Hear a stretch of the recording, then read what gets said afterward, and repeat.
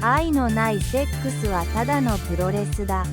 It's Monday, and you know what that means. It is time for Canada's newest radio show here on KPHR. We are A Plus Wrestling, where we talk wrestling from that happened last week. That's going to happen this week, and it's going to happen in the future. We just like to talk wrestling here on A Plus Wrestling on KPHR. We're your hosts. I am Boris Aguilar, and as always, I am joined by Hutch Henrys. Hutch, how's it going? As always, I guess things are going good, but it's not just me today. This guy up here made me research John Cena matches for 2.5 hours today. So you are on the hook to come on the radio show today, my friend. But I am doing fine, Boris. And who is he talking about? Well, it's none other than our UK counterpart, Yorkie. Welcome back to A Plus Productions here on KPHR. I call shenanigans on what Hutch just said. I did not fault him. He chose to do it of his own volition. Oh yeah, he could have said, "No, I do not wish to do that." But he was like, "Yeah, man, I'll do it," and then pour himself a Werner's. Yes, okay, you saw me pour the Werner's. He knows. It's not eggnog today. I almost got an eggnog, but it's a Werner's. But yeah, dude, I wasn't gonna say no. This would be my first time ever doing a top 5 or top 10, how YouTubers do. I've never done this before. So first I wanted the opportunity, but it had to be John Cena to start. It's not really my bag, but he's grown on me over the years like mold. I can't get rid of him now. Well, there we go. We're going to be talking about Saturday night's main event later on the show and whether Gunther is the right choice. But before that, we've had a couple pay-per-views.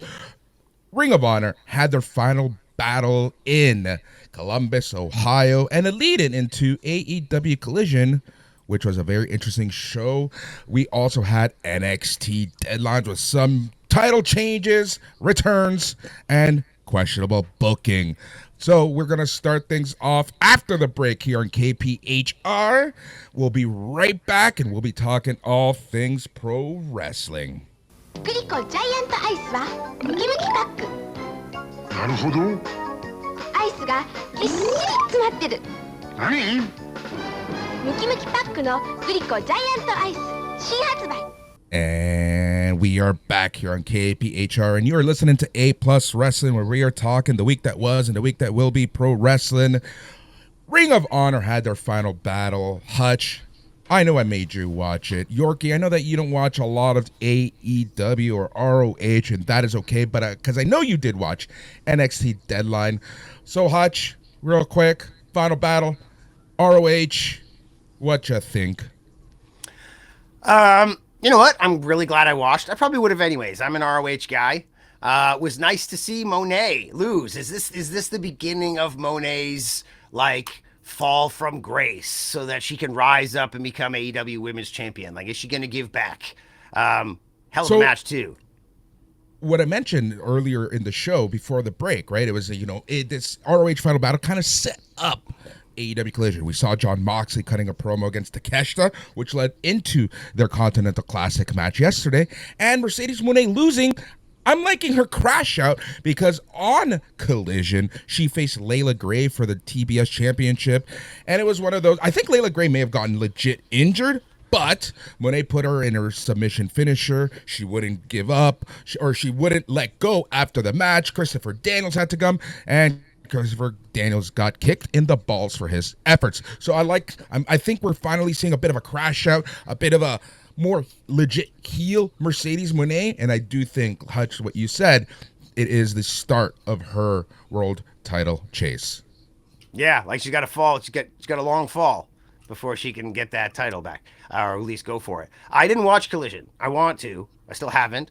But that's nice to hear that she's starting to freak out. And Layla Gray, she's been in the gym. It's kind of funny that I was saying I'm not too fond of the Martin boys because I don't think they hit the gym, and I think that they're just flash in the pan. And whereas Layla Gray, bro, she looks like she's been hitting the gym. She looks amazing. If you go back 18 months ago, she didn't look like that. She looked just like a gal who's starting to wrestle. Now she looks like she's in the gym all the time, working hard. And what I would assume is probably a good match. But it's nice to hear that she, that Monet freaked out and pulled a bit of Bob Backlund styles, I love me some Bob Backlund. All right, let's go. Monet Backlund. 93, fall of 93, Bob Backlund, or I guess 94, may have been the best Bob Backlund ever. Yes, let's go and for then he Ultimate loses Monet. the title in 3 seconds. to Mr. Mercedes or whatever, you know. There we go. You know what I'm saying? Mr. you Mercedes is go. actually Frank. Frank is Mr. Mercedes. Yeah. Yes. Exactly. Who, by the way, okay. So Double duty on for last Frankie. week's- Yeah, exactly. Yeah. On last week's mid show, which you can catch on A Plus Wrestling or A Plus Productions, going to your favorite podcast app, hit that subscribe. We were talking about the fact that they're pulling double duty. I'm shocked that the tag team title match didn't open the match. You would think on paper you want to give Beast and Sammy the most time to recuperate. Mm-hmm. So, Paul Yorkie, what we're talking about is the fact that Beast Mortos and Sammy Guevara both worked twice on this show, which was 4 hours, so they had enough time to rest, Boris. But yeah, they put over something that's kind of shitty, but Sammy Guevara, the first man ever, maybe in wrestling ever, to win the tag team titles 3 times in a row, like without losing them, like tag champs, his partner got injured, had to vacate, won the titles, partner got injured, had to vacate, won the titles. Like, first, it's happened twice, but never 3 times. And, also, we can expect Mortos to get injured relatively soon then. I guess so, eh? Hopefully not. Hopefully not before before this Thursday. Yeah, next Thursday, because I got him booked on Demand Lucha. And hopefully he'll come with the ROH Tag Team Championship. I was gonna say That'd be nice. The main event was great. I like how they pulled like a Shawn Michaels Undertaker thing. Like once it got down to just Bandito and Hechicero, they had themselves a match within the match. And I thought maybe Hetch would go over. I thought maybe they'd do it. But Bandito's still champ and probably wrestler of the year in a lot of ways. Like, yeah. Like, and a good absolutely. pay-per-view overall, I guess. Lots of good stuff here. Eddie Kingston, Josh Woods, Yeah,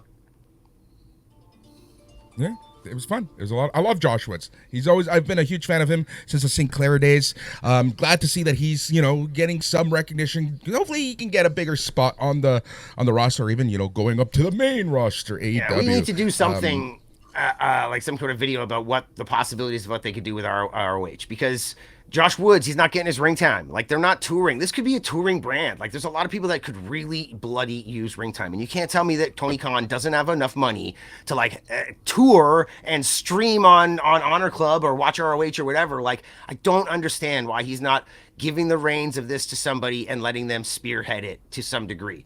Is he still part of Premier Athletes? Josh Yes. Woods, I would assume so. Yeah. And there's other guys. Those are 2 other guys, Davari and Nice. Like, they could use some ring time. That sounds bad. Those guys are pros, and they could almost be considered vets. They don't need ring time. There are people that need ring time, like Layla Gray, but they could really use some TV time or fucking ring. Like, these guys should be working, and they're not working. They're getting the paycheck they want. That's great and all, but come on.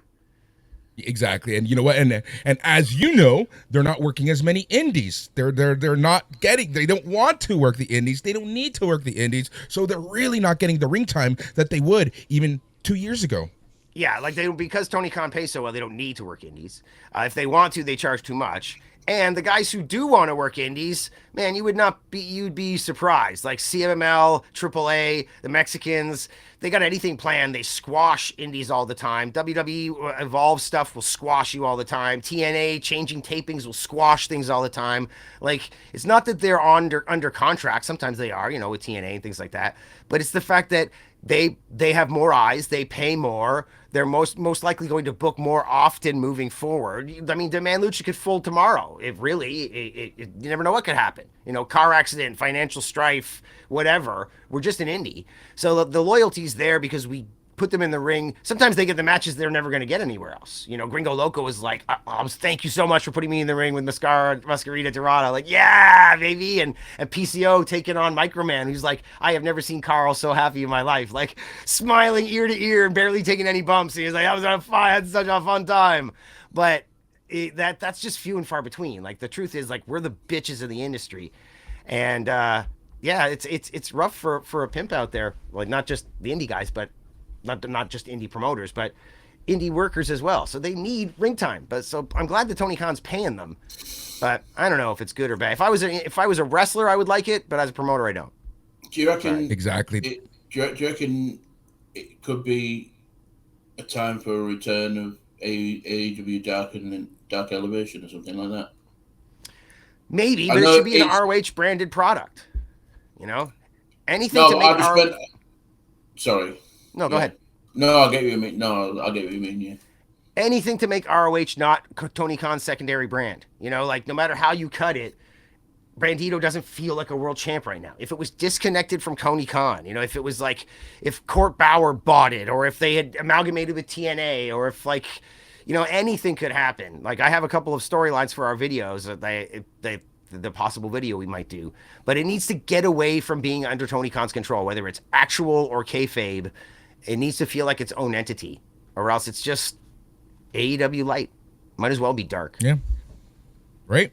And there's a report circulating around. I don't know how legit of a report this is, but, you know, when Tony Khan was negotiating for a TV deal with Chris Jericho as champion, once he bought ROH, I did hear the CW come up, right? It came up, but apparently the story, the way that it's being told right now, is that he turned down a TV deal with the CW because he wanted to show allegiance to Warner Brothers Discovery, which that's a whole other discussion that we'll have later on. Yeah, well, we saw where that went, I guess, right? Right. So, and then that's why NXT just swooped right in, and NXT is on Tuesday on the CW. This is really all Sinclair's fault. If they had just allowed Tony Khan to buy a part of the company or sold it to him when he first wanted to, then he never would have made AEW after All In. And then, you know, 18 months later, 2 years later, they're offering him ROH but Sinclair, they didn't really see the future after pandemic. They thought there might be a bounce back, but really streaming is the king. This kind of standard television broadcast TV is not the king anymore at all. And Sinclair, even though they're a huge media conglomerate, the stations that they had ROH on were not some of their bigger stations. Anyways, I just wish they had negotiated with Tony Khan harder. Imagine AEW was ROH.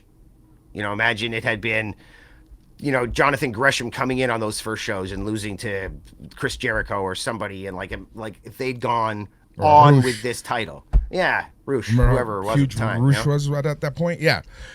All right, final battle. We'll just quickly go through some of the matches, talk about them. The first match was actually a pretty damn good match, but it also, some of these people could use more ring time. Billy Starks versus Deonna Purrazzo for the inaugural ROH Women's Pure title. We talked about this on the mid. Not a surprise at all for Deonna Purrazzo to capture and become the inaugural ROH Women's Pure Champion. I want Billy Starks to take the TV title off Mercedes Moné. Mercedes Moné doesn't have it anymore, my friend. She lost it on Red Velvet. Friday. What? She lost it on this very show we're talking about to Red Velvet, who AEW TV title. Oh, TBS title. That's it. TBS title. Yeah, maybe. Yeah, I can see that happening. I've seen Billy's stuff. I think she's absolutely fine. For considering how green, well, she's very young for the business. I know that. Like 21. But she's young, but she's not green. I think her first wrestling match, she was 13, I think, when she first started wrestling. Didn't mean to say green. I meant to say young. But yeah, I'm sure you did. I'm not trying to say you're wrong in any fashion. No. It's just, a lot of people think she might be green, but she's not. No, I think she's a fantastic wrestler. I think she's the one in ROH/AEW that's the biggest prospect out of. Because she has a long neck and she has her short hair and she's goofy, you don't realize how big she is. She's a very tall gal. She's not thick like Statlander and other stuff, but like she is still in her early 20s. If she thickens up a little bit or whatnot, but she's a big gal, and she should be using more big boots and super kicks and stuff. She's got the legs. Like Maggie Lee.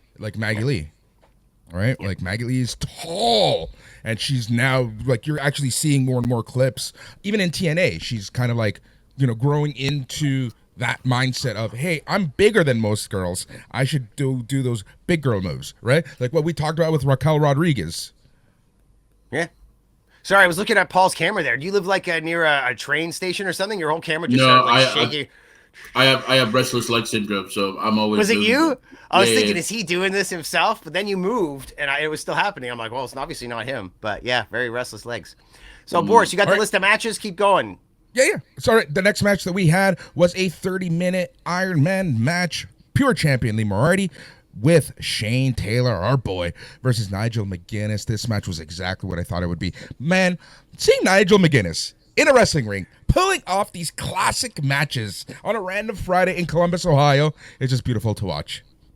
So ROH and Deadline were on while I lived my life this weekend. There's a lot of wrestling. This match, I stopped living my life and I watched it. McGuinness doing all his classic stuff, and then it not being enough, and even like tapping out or giving up right away because he didn't want to get injured in the first submission. And then when the second and third falls came, he suddenly realized, oh man, maybe I made a mistake. Moriarty having like outs for everything. And then the second time, like where they like, he let him put him in the match in the submission because he realized he figured out a way out, but he wasn't able to do it other time because it was cinched in too much. And then he reversed it right away, got the pin. But then the quick pin back and forth at the end. And even like Shane Taylor helping him get the final pin so that it seems that when he got the overtime pin, he still didn't really beat him. It would have been like, I don't know. But like, man, what a great match. And Nigel gave it all. Lee I don't know what else to say. You just gush about it. Lee Moriarty wins 5-4 in 31 minutes, 58 seconds. I really love this match so much. What else is there to say? Nigel McGuinness is awesome. Lee Moriarty, I am so happy that he is getting this TV time again. He was someone that I absolutely thought would have been a breakout star in ROH. But, things happened. Next match for the ROH Women's TV title, Mercedes Moné versus Red Velvet. We already talked about this one a little bit. Red Velvet wins in 13 minutes and 50 seconds. This was great. And the crowd reaction. I think even the crowd was shocked that Red Velvet just flat out won this match. And she should, like, I liked it. It got her over. I was not a Red Velvet fan. She seemed like one of those gals that was like, I don't know, seemed like skinny. She was Jade Cargill's sidekick. Yeah, like I didn't like her. Right? I didn't like her. It was and I didn't like the name. Like sometimes I feel like people come up with names and it makes me realize, oh, you're one of those kind of people, huh? And I feel like Red Velvet's the kind of name where I'm like, you're the kind of person who thinks that's a good name, huh? That's too bad. She's over with me now. It was a good match. It was a very fun match. The next match was for the vacant ROH tag team titles. Sammy Guevara and Beast Mortos versus Tommy Billington and Adam Priest. It's nice to see Billington and Priest doing their thing. You need to get them on TV more. People are going to have a lot of affection for Billington because he looks so much like his dad, and maybe he can erase the stigma. And Priest needs to get more time on TV because he's good, but he's like a Giovanni. I want to say Giovanni Ribisi. What's the guy? You know what I'm talking about? From Gunther's stable. Vinci. He's already had a couple names, but the last one was Giovanni, whatever. He was the Evolve champ for a while, like back in the day. I was surprised that they gave him the Evolve title. I can't remember his actual name now. The one before he used Giovanni, whatever. Anyways, point is, Priest is a guy like that. He's like an average everyday guy. He's an Oni Lorcan. He's get him on TV so people like him. Or else he's destined for like New Japan freaking, junior division. He's like the Callum Newman type, like over there doing the thing. So he looks very bland. You got to get him on TV more often so people like him. Oh, he's on mute. You are on mute, Paula. Fabian Eichner. Fabian Eichner, that's it. God. And what a weird name that was when it came out, too, Fabian Eichner. But yes, I remember him a little more as Fabian Eichner because I remember that run. I was watching like all the Evolve stuff then. And then when WWE first got involved and started like sprinkling their guys in. And the worst part is they were like not allowing indie guys to use it for their broadcasts. So like they'd give you a lower tier NXT guy, or they give you like Finn Balor or something for a show, and they're like, yeah, he can show, you can advertise him and you can sell tickets, but you got to cut off your stream for the main event. You can't show that. And like with Vikingo, oh my God, we were one of the last people that they tried to pull that with, and we were like strong-armed them. We were like, for a long time you could book Vikingo, but you couldn't have him on your actual broadcast. It had to be the main event, and you had to cut off before his match because Triple A didn't want him being exposed for some reason. And bro, we were basically like, not happening. And there was this big to-do, and I'm trying to remember who it was. It was like a wrestler who went to bat and it was like, hey, you know what? They're actually getting rid of that now. So you're one of the last ones. We're gonna just do it anyways, and it'll be fine. So we did it against their wishes, and within a day or two, they were kind of like, yeah, it doesn't matter. But like literally a month before, it would have really mattered. Like it was right at the time. So like It's one of those classic cases of it's easier to ask for forgiveness than to ask for permission. you're damn right. You're damn right. And it's There been we rough go. lately. Beast Mortos, Sammy Guevara are your new ROH Tag Team Champions. At least this match was short. They got to take a shower. They got to refresh it up for the main event. But yeah, Beast Mortos and Sammy Guevara pulling double duty in this night. The next match, we already talked a little bit about it. Eddie Kingston versus Josh Woods. So when ROH went on hiatus, we did on a previous network, kind of like, you know, a mock draft of where would could these wrestlers end up, assuming that ROH is going out of business, right? Josh Woods was my number one pick to end up in WWE. Like, I've always loved that guy. His look, his wrestling. There's always been something about him. He kind of reminds me of like a tougher Josh Alexander. Yeah, maybe. I liked him, you know, during that final run of ROH with Sinclair. Like, he was on TV a lot. I think he won their TV title, or was it the Pure? Like, he won something. And I like him. I like him with Nice. And I don't know, man. Like, aesthetically, you say you like the way he looks. He looks different, you know, like with the short shoes and like the weird tattoo situation. But he's a tough kid. But I feel like very much like a Fabian Eichner. He's not bland looking, but he's like standard looking. He looks like your standard like hipster like wrestler guy, you know. So Yeah. very much like Josh Alexander. Like, Josh is lucky he's got his ear issues, or else people might be like, who? The guy with the things, and like that, that's something for you to latch onto. You know, what does Josh Woods have to latch onto, right? I don't know. If you didn't know who he was, you'd have a tough time explaining him to people. Shane Taylor Promotions, Shane Taylor, Carly Bravo, and Sean Dean versus Skyflight, Scorpio Sky, Dante Martin, and Darius Martin for the ROH six-man titles. Man, Scorpio Sky, the curious case of Scorpio Sky in AEW. Dude, I'm glad the guy's getting a paycheck. He almost quit, you know, and he's been Scorpio Sky for most of his life. You know, we're going all the way back to the California scene, PWG, Chikara. PWG. Like, I love this freaking guy. So the fact that he almost quit. Harold, though. Yeah. Yeah, I guess so. But still, I dig him. I'm glad he's still getting a paycheck. And I'm sure that these kids could probably use some direction. Scorpio Sky, he hits the gym. He eats well. He's a very respectful human being. And I think that these Martin kids could probably use a bit of direction from him. I don't know what their lifestyles are, but like, they could use less video games, less weed, more gym time. And hopefully Scorpio will get him on that path.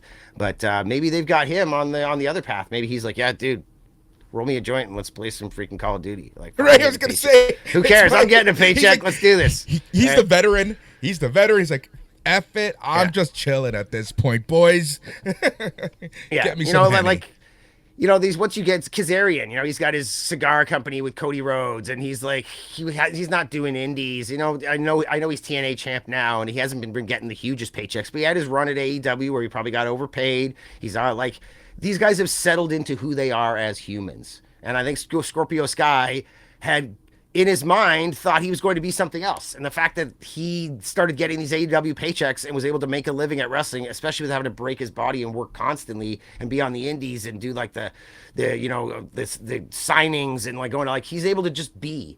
And I think he's in a great place personally. He doesn't need another world title or anything like that, you know? Or any titles. He just needs to do his thing. Give me my paycheck. See you next week. SCU is like, that's one of the shirts that I don't wear anymore because I want it to last forever. One of my favorite shirts that I have. Yeah. Dude, Great and his times. like weird, like kind of goldish, beigeish, purplish TNT title was like one of the coolest TNT titles, really, man. The You know how they Lakers all color change stuff. the title when they get it? Yeah, his like color scheme was kind of cool.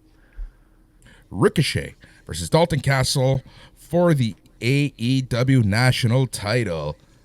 You know, Dalton Castle looks healthy. That's like my biggest takeaway from this match. Is like, I know he's had tons of back issues, tons of injuries. I'm just happy that he's able to still go, and yeah, he looks good. He looks good. Yeah. It was a fun match. I liked all the boys. Every time I see the boys, all I can think about is the twins, the two guys, the starts with a B. Anyways, yeah, this was a fun match. Ricochet doing his thing. I like that he kicked out of the Bangarang. Like it was all like the crowd like wondered there for a second, you know. And he's gonna be on Collision as well. So yeah, fun little match. Yep. All right. Then it was the survival of the fittest match for the ROH World Title. Bandito versus Beast Mortos versus Sammy Guevara versus Blake Christian versus Hechicero versus Commander. This was a freaking great match. Yeah, man, like having Commander in there working alongside him. Blake Christensen, like the odd man out, like the only like non-lucha guy really and doing well. I mean, Sammy Guevara is the Spanish god, so he's as close to lucha as you can get for the guys in there. Yeah, like also a fun little match. And I like I said, the Undertaker stuff at the end, like the two of them going at it. Bandito over again. Man, a lot of wrestling this weekend. I feel like there's more to talk about. Like if I want to get into the minutia of it, like some of the moves. The assisted move with Commander where he almost screwed up, where he was going to flip, but then he didn't. And I'm like, okay, like, I don't know. There's a lot going on here in this match. I think they're going to give Commander a shot now, maybe at Bandito next to like face against face. I think so. Yeah. Although if Hechicero had gone over, I mean, I don't think it would have been the end of the world, but, yeah, fun little match. I didn't hate it. I thought that was the end of the show. I completely forgot about this main event. And man, forever champ. Like really, like could Persephone have like convinced you anymore? Wow. And powering out of the Koji clutch the second time that she's in the Koji. You're thinking that the second time, oh, she's gonna submit now, and then she powered out. Oh, and that was the kind of power out where like I was like, is she gonna blow a knee here? Because she looked for a second, you saw a look go across her face of like, and I thought, oh my God, is she? You know, but then she recovered. I'm like, oh my God. But you could see that she was having trouble. Is Persephone signed to AEW? She's not AEW, right? She's still CMLL, right? Yeah, okay.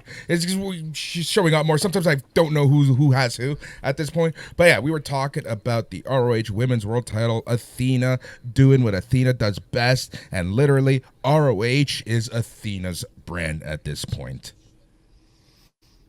Awesome. You with us there, Paul? What's up, buddy? Are you muted again? Yep. Yeah. No. Okay. It's all good. But yeah, no, this was a great show. I really did like this show a lot. You know, I have always enjoyed ROH. Used to do the ROH reports for Slam. It's their weekly TV or internet. It's horrible. It's just not fun. It's long. It reminds me of Dark or Dark Elevation. And it being on a streaming service just really takes away from it. But these pay-per-views are so much fun to watch. If you get an opportunity to watch these, go out of your way to watch this because you're getting some great wrestling. And possibly my wrestler man of the year is coming from ROH, and that's their world champion, Bandito. And you can vote for your best and your worst of 2025 on A Plus Wrestling by going to our Facebook group, Facebook.com, and searching for A Plus Productions. But we have those two shows coming at the end of the year. But yeah, overall, ROH, great show.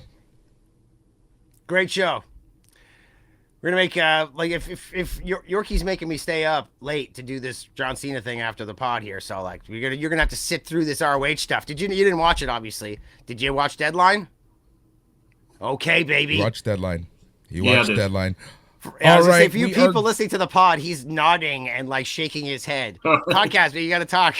Sorry, man. It's like 10 to 2, man. I'm running on empty. All right. We got 30 minutes here in KPHR in Hamilton. We're going to take a quick break. And after this break, we're going to be talking about NXT Deadline, AMC, and TNA, and so much more. So leave it locked in here on KPHR Hamilton. And you're listening to A Plus Wrestling. 馬場さん、東京で商品足りないからどんどん送ってくれってすごい催促なんです。早くしてください。はいよ。チョココーヒーが仲間入り。グリコジャイアントコーン。And we are back here in KPHR Hutch.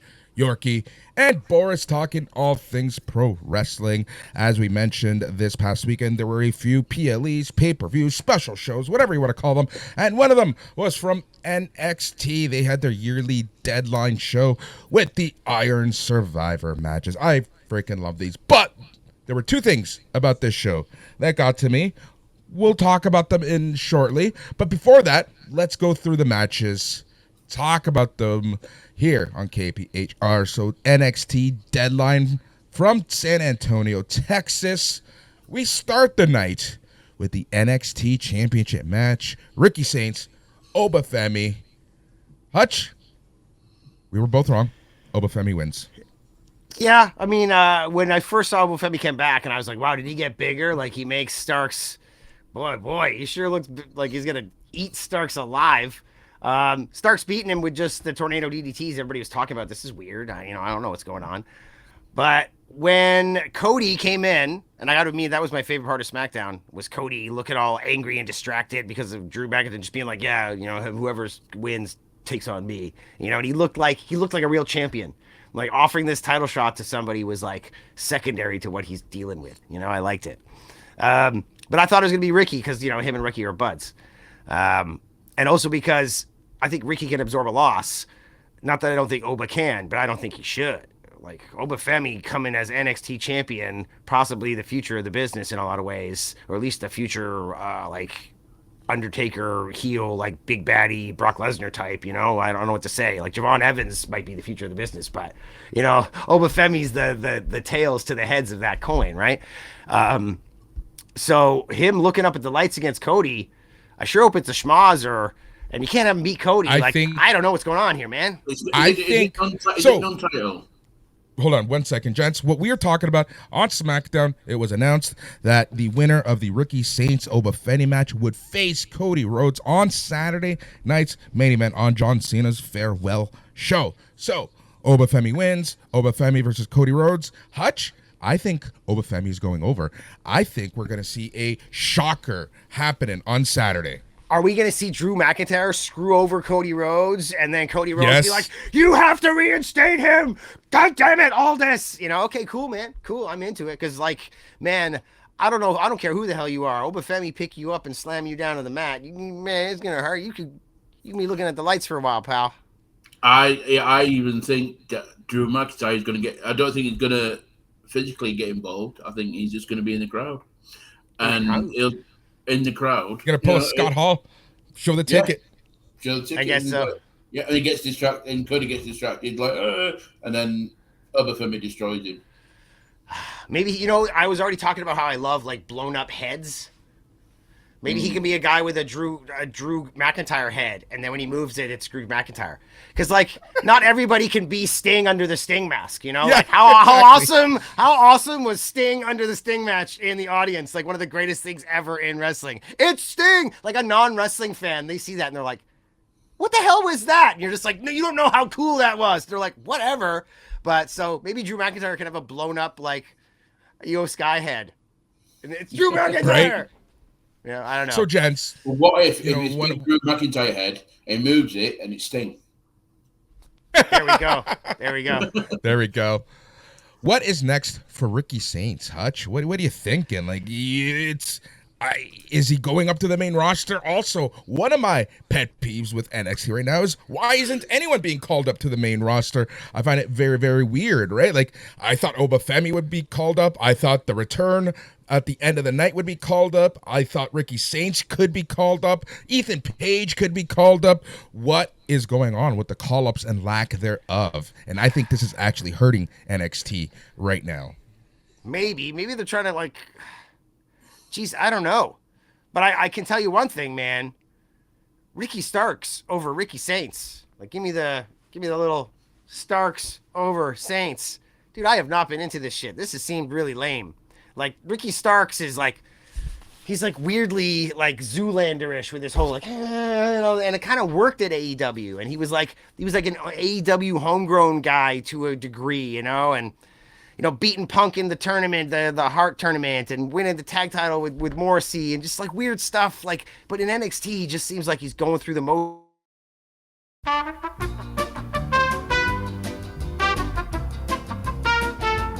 Starks over Saints, man. I ain't into it. Put the belt on Obafemi, and I don't care if I don't see Ricky Saints for a while, man. I don't give a shit. You know what? But it could just be that he's going through the motions until he gets called up, which isn't a good look for him, right? It's probably not the best optics if that's the case. But well, I mean, there's just I don't want to something get about ahead him of us. that's different. I don't want to get ahead of the entire pay-per-view here, but I mean, the way that this entire pay-per-view ended, PLE ended, obviously the person you want losing their title is Obafemi, right? Like if Javon Evans is going to finish his story, it's not going to be against Ricky Saints, right? So that might be a reason to put it on Obafemi. So maybe Starks is fine. Maybe they like him. Maybe he did his job. Hey, Ricky, we need you to lose so that he can. We think it'll be better. Cody against Oba, and we want to give Javon his big bad guy to finally beat. And like he's a team player. He's like, yeah, whatever you guys want, man. You know, like this is the way for Saints to prove he doesn't care. He did his boo-boo face. He lost. He got kind of half squashed. Now he's gonna go away and he's gonna build himself back up. Like they're all getting there. There is no champion goes to the pay window anymore, right? Everybody's getting their paycheck. Everybody's getting paid. It doesn't really matter if you're champ. So he's been told, hey, we're taking the belt off you, and these are our reasons. He's like, you got it, guys. I'll do my part. I'll look all beat up and sad, and I'll shake his hand, and I'll leave. So, like, these guys are doing their job, right? They've decided that Obafemi, they wanted on him for a reason. And I think it's both Cody and Javon Evans. It's the double whammy. He's better for that position. If that's the case, then what was the point of that ending? Because they still need a program for Javon Evans before he goes to get Obafemi. Fair enough, then. Okay. Who knows? There we go. Next match was the Women's Iron Survivor Challenge. Sol Ruka versus Lola Vice versus Kalani Jordan versus Jordan Grace versus Kendall Gray. This is how these matches work. A wrestler must get the most pinfalls in 25 minutes. 2 wrestlers start. Every 5 minutes, another enters until all 5 wrestlers are in the ring.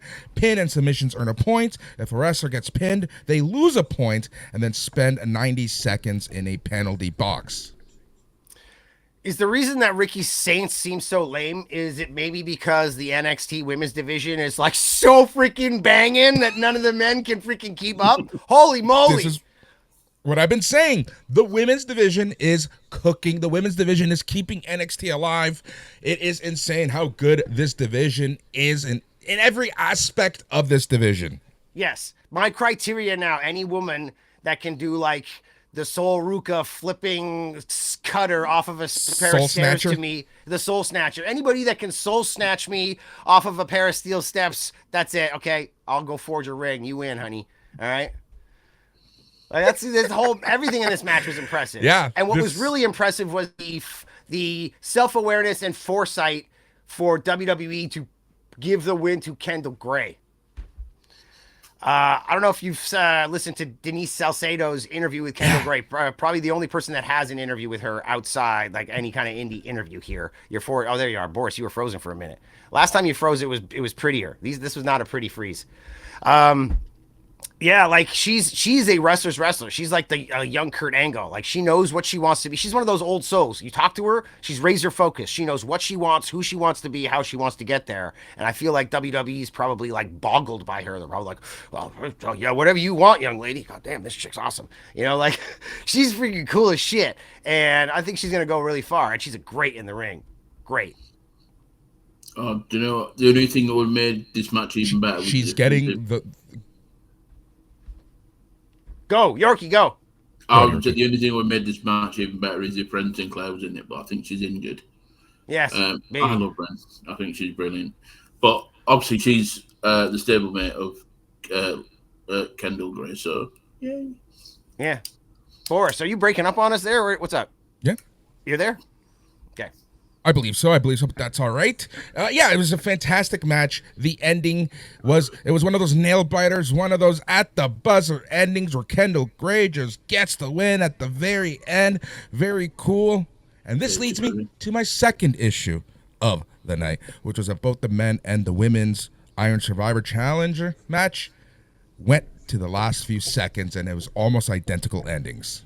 Oh, but the male one telegraphed it right from the start because of what happened last year at the deadline last year. Yeah, like I knew. Yeah, I could tell straight from the start. when they're on commentary saying, "Oh, last year he needed a couple of seconds, and he's out first this time, and he needs more," I'm like, yeah, he's going to win. Nope. It's going to be his last couple. You know, it's a fine line. As a commentator, as someone that produced TV for Rogers TV, Wrestling TV for 6 years, and as someone that runs an indie promotion, I am the most creative guy in my company, and my partner always has to like reel me in. And I often think my ideas are better, but you need to spoon feed the audience. You cannot make things too complicated. Wrestling fans love their complication, and sickos and people that are in every week, you can make things complicated. You can have nuance and you can have throwbacks, but they are trying to create a product right now that they're getting out there as their new underground thing. They want it to be simple, and they need to spoon feed a lot of the time. So I feel like Iron Survivor is still a new concept. They've probably got more eyes on this deadline than any other deadline before this. So they want it to be simple and straightforward, and they want to explain the stories to you. But I do feel like they insult our intelligence a lot of times. But it's hard to say that wrestling fans are intelligent to begin with. So they need it to be simple. We can't all be cerebral assassins. Well, there we go. Well said. Well said. But we'll talk about the men's match in a little bit. Kendall Gray goes on to New Year's Evil to face the women's champion. There we go. The next match of the evening was Ethan Page, your NXT North American champion, versus Mr. Iguana. Yeah, it was. I hear it was a bit long and a bit weird, but I got to tell you, I only saw some high. I got pulled out of the room for a minute. And then I got distracted, and I was like, "Oh, I gotta go. The NXT's still on." And I came back, and I kind of missed the Iguana match, and I decided not to go back. I'm sure it was fun. I'm assuming that Ethan Page is still champ. I assume. Right. Yeah. Okay. When I saw this match was announced, I thought it was going to be Ethan Page is going to squash him. No matter how much we all love Mr. Iguana, he does seem a bit of the comedy character. Well, there's nothing wrong with the comedy character, but I was watching the match and I'm like, this is a fucking good match. This is a really good match. I'm so sorry then. This is a really good match. And it was better than I even expected. Dude, I love Toro. Sorry, go on.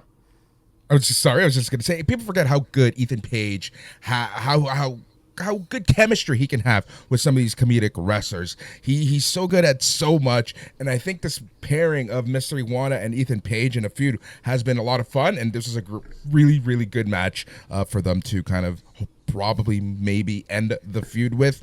I enjoyed this match a lot. Hutch? Yeah, there's a reason Ethan Page is teaming with Chelsea Green right now. These guys, Ethan's hilarious. Julian is a hilarious freaking dude. And Iguana is super fun. I'm not surprised that this was a good match. I thought maybe there'd be people shitting on it. It could have been bad. They could have had bad chemistry. Who knows? But Yorkie, if you're saying it was that awesome, I'm going to go check it out. Because I really only saw a clip of Mr. Iguana on his back and Ethan Page like spinning him or something. And like, I don't know. I'll go check it out. But it's one of the very few matches this weekend that I didn't actually get my eyes on. I left the room. Both Iron Survivor matches were on while I was doing stuff and I didn't really pay attention. If I didn't actually see Kendall Gray get the win, I just turned around. I was like, oh, hey, snap, she won, and I was looking at the replays and whatnot. So this, after a long weekend of wrestling, I wasn't 100% dialed into this event, but I did watch it. But that was the one match I missed. So I'll go watch it just because of you, York. Right? You go to bed, and I'll go watch some Mr. Iguana, okay? Deal. Tatum Paxley versus Izzy Dame was next. This match was okay. No, Tatum Paxley taking L after L after L. I'm not sure what's going on here. I liked your makeup. I love Tatum Paxley. I think she's brilliant. Izzy cannot wrestle for shit. Yeah, this was a spoon. This was the match like we were just talking about. Now they had to spoon feed you. Like I can't remember what she was saying to her, but she said it too often. She kept trying to drive the point home. Like I'm better than you, or the weird like I'm your friend. No, I'm not. I'm your friend. No, I'm not. There was some weird stuff happening here. But these are the kind of gals they need ring time. Get her ring time. Izzy throws good punches and kicks. Like you see the passion in her wrestling. She's just not good. She has shitty footwork. She has shitty timing. She doesn't have a lot going on. But she looks like she wants to kick the shit out of you. So like she has something, right? They need to hone it. They need to refine it. It's 3 swear words in the span of so many seconds. Really? Did I say the F word? No. Yes. No. What did I say? S word. Shitty. Oh, the S word. See, I say the S word. I forget that it's one of them. Right. Shiza. It's all good. It's all good. Shiza, you wankers. I don't know. We are German's moving on to the most next. dirty. We are moving on to the next match, which is the main event: Men's Iron Survivor Challenge. Javon Evans versus Leon Slater versus Joe Hendry versus Dion Lennox versus Miles Bourne. What Yorkie was alluding to earlier was that they were talking about Slater recently defending his TNA X Division title just 24 hours ago, and then he reminded everyone that Javon Evans had a chance last year and he came a pin short as time ran out. So this is his chance to make up for that moment. And gentlemen, Javon Evans made up for that moment as he gets the win in the final seconds. You know what's infuriating? Before this match even started, I had my money on Miles Bourne. Same here. That's who I called. And I was like, oh, let's go, mate. And then as soon as the commentator said that, I went, oh, well, Javon's winning. Yeah. Yeah, like I figured Javon was gonna win. Only it felt that way. You can smell it. You can smell it in the air. They love this kid. They're trying to. I think they. It's weird to talk about, especially with three white guys here on the panel. But I feel like they're trying to get rid of the stigma that they don't. Well, yeah, whatever. Yeah. The Triple H stigma, yes. Yeah. All right. They're trying to get rid of the stigma, and with Booker T there and supporting his boys, and he deserves it. And Javon, I think he could very well be the future. I think Bourne he could have won, and a lot of people here could have won. Hendry could have won. Pretty much anybody could have won, but I feel like it was Javon Evans' match to win, especially as soon as Obafemi went over. I knew it was going to be Javon Evans because they were going to have him finish his story. Now, Tony D'Angelo coming out.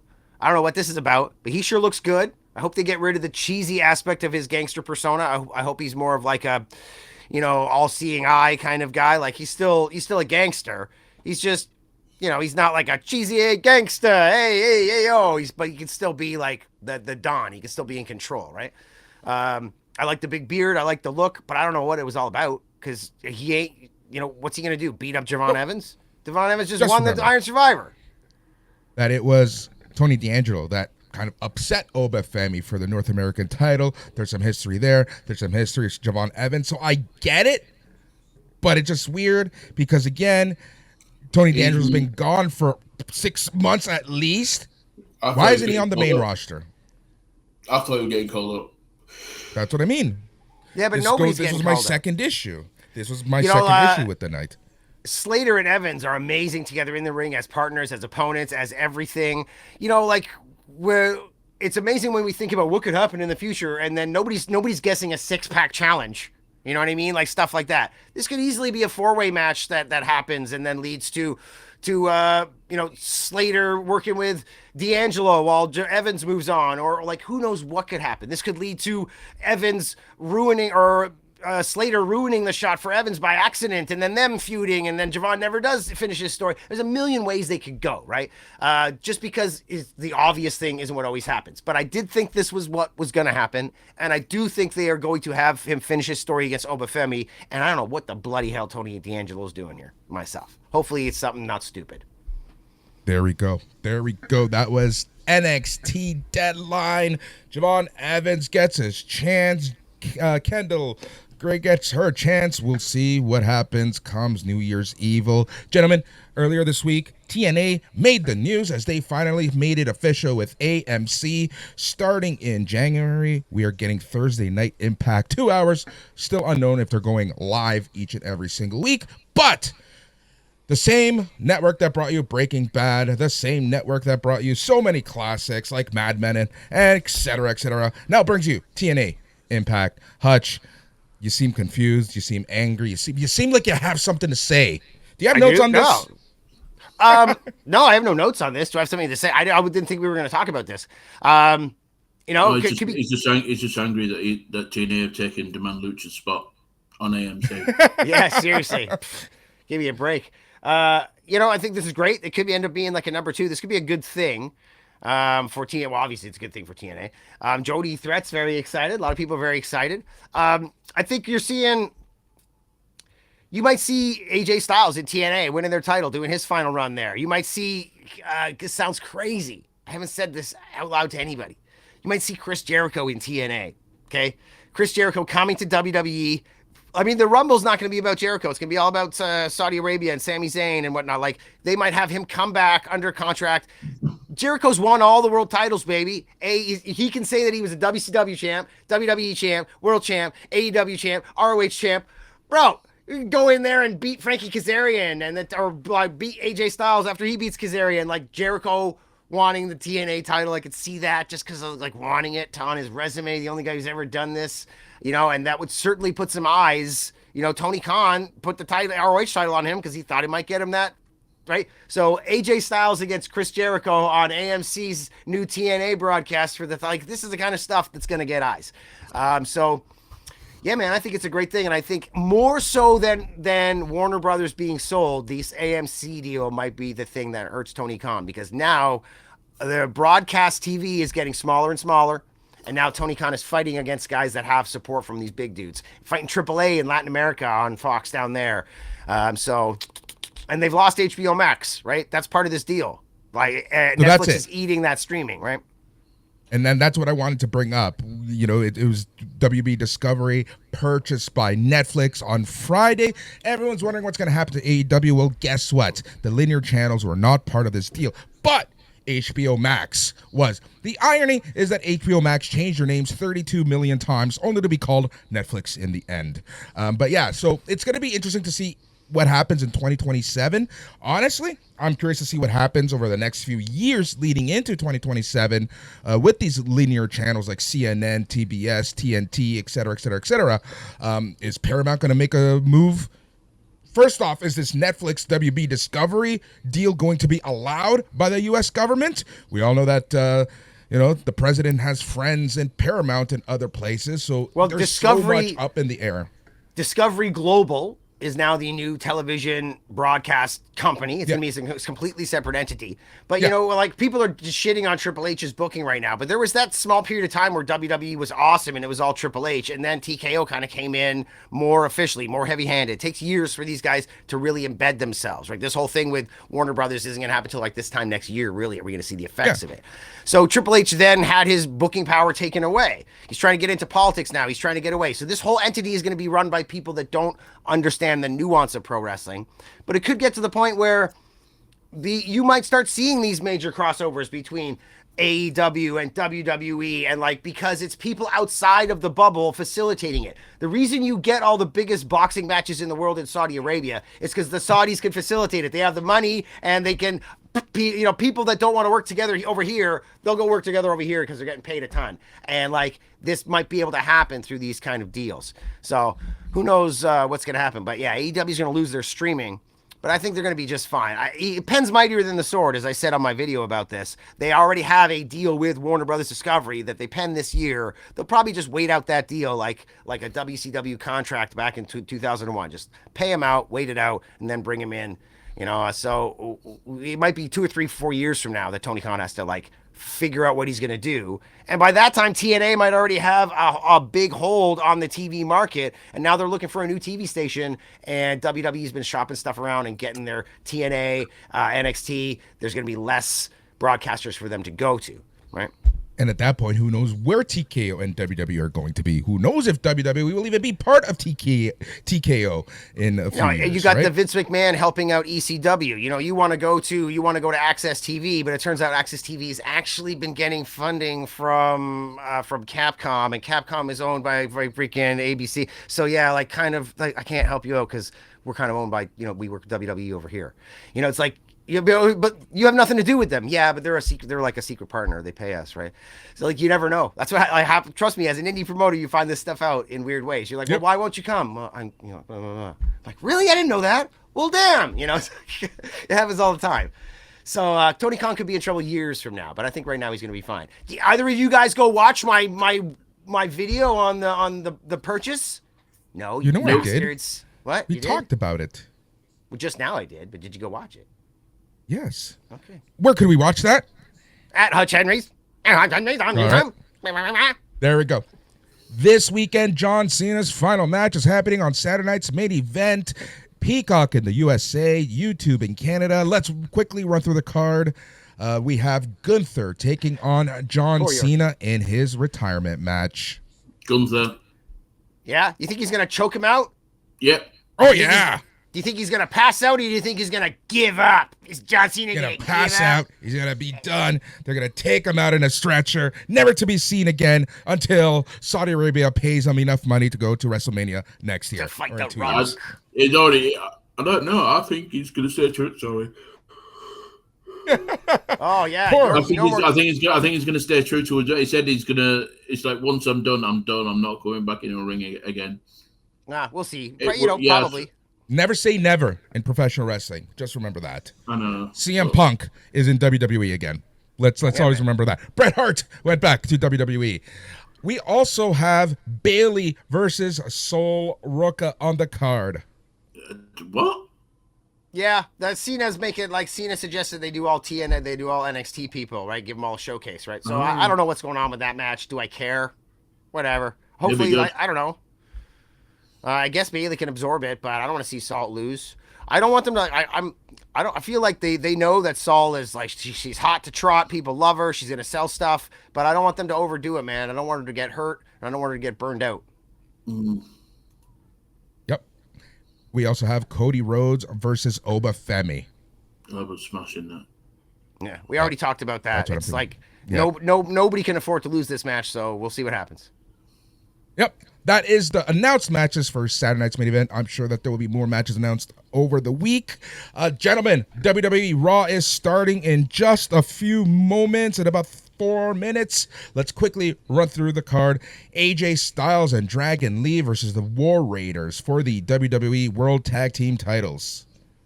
I swear, if AJ and Dragon Lee can do to Ivar what they did to Kofi Kingston, I will bow down and say greatest tag team of all time. Yeah, like you're right, man. If I don't think Handsome Johnny can pull that off, but I worry about Rowe. He's not in the best shape these days, so hopefully they'll just get him out there, have a nice little match. Watch Handsome Johnny do most of the work in this. You know, Rowe will come in, and do his 100%. whole, do a couple of his moves, pretend like his clothesline still hurts, and they'll sell it, even though he's got no power anymore. But I'm glad he's getting a paycheck. I don't think that's a guy that's going to get renewed. But they might renew Handsome Johnny because they like him so much. You watch. Rowe's going to be going home taking care of the baby with Valhalla, and Handsome Johnny's going to be a trainer in NXT. You just watch. That's what I'm thinking. Rey Mysterio versus Finn Balor is happening in just a few moments. Yeah, man. I'm looking forward to that. We'll see what happens. I think Rey over, but Judgment Day shenanigans. Who cares? Who knows? Yep. Yeah, I and agree. then we have Gunther making an appearance to promote his match with John Cena on Saturday. That's all that's been announced so far as of time of recording here. Awesome. How much time do we got left in the show here, Boris? Are we done? We got about a minute left. Awesome. Well, in that minute, I will let you know that it is not enough time for me to talk about the awful plight of poor LA Knight. So perhaps we'll do a video about this and release it in the next day or two, because poor bloody LA Knight, like, is he going to be able to get over this? I don't know. Hopefully. Hopefully. Do you know? I know you can't see it, but do you know what that is? Yeah, I know what it is. But you don't like LA Knight, bud? I cannot stand him. Okay, well, that's the problem. I feel like he has everything needed to be a superstar, but you don't like him because he's too guy smiley cheesy. He needs to get angry. He needs to be an anti-hero. I want him to turn heel, so I have a legit reason to hate him. Yeah, but I don't want him to be I don't want him to be a cheesy wrestling heel. I want him to turn heel because he hates Triple H and he hates the system. He needs to turn CM Punk heel. You know what I mean? Remember the TNA champion LA Knight when Killer Cross showed up to help him, blah, blah, blah, blah. Like, that was the LA Knight that I loved. Yeah, man. Eli Drake. Bring up Eli Drake. Freaking tell Drew, hey, I was in your stable, Drew. Like, I was your guy. Yeah. I don't know. There's a lot there, and he's running out of time. But he's good. But like I was saying before, Jey Uso, all he is and yeet. But I'm not loving Jey Uso either. No, but you can plug LA Knight in and he and pull him out. He's got his one-liners. Like, he can mix and match and change. You can throw a loop at him and he can do. Bottom line is he's intelligent. He can think on his feet. I don't feel like other guys can do that. He's got a lot of potential that they're not using. I think he's got heat. Who knows what's going on? We'll make a video about it. Exactly. There you go. And where would said video be? Where can we find your work? And talk to us about the next Demand Lucha nights.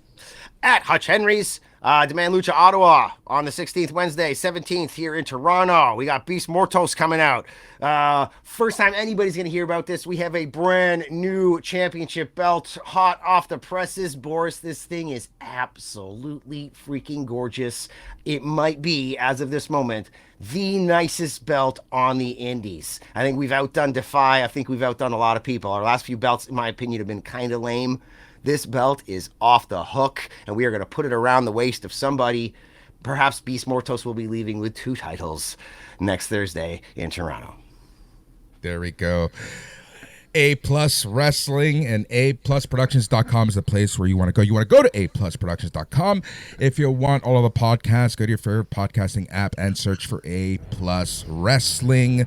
We want you to be part of the conversation, facebook.com, and search for A Plus Productions. Gentlemen, it has been a pleasure. Yorkie, welcome back to KPHR here in Hamilton, Ontario, Canada. You're part of the crew. You're going to be part of the crew for the year-end show. So is Hutch. So am I. We have a few more episodes to go. Just a reminder, we are moving to Thursdays starting the week of January 5th. So that would be January 8th. We are going to be on Thursdays. A lot more information on how we're going to be doing our shows here on the wrestling show for KPHR, whatever that is going to become. After watching New Year's Dash, you tune in to KPHR. There we go. He's Hutch. He's Yorkie. On behalf of the entire A Plus crew, thank you so much for listening. Enjoy Raw, but most importantly, stay tranquilo. He's tranquilo.